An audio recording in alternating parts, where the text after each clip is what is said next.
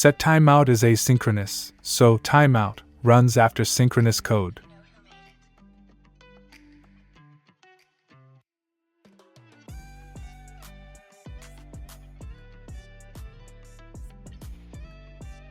Async functions always return a promise, which resolves to 1.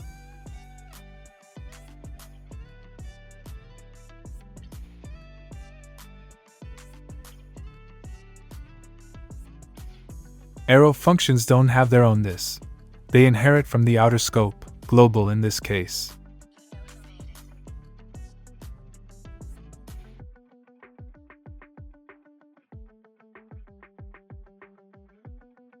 The function greet calls callback, which logs world after hello.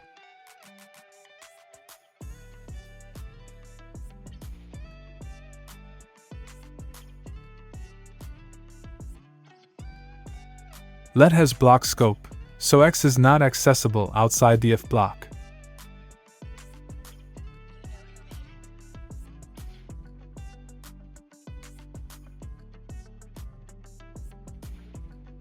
Double equation performs type coercion, so 0 == 0 is true, but triple equation checks type and value, so 0 number is not equal to 0 string.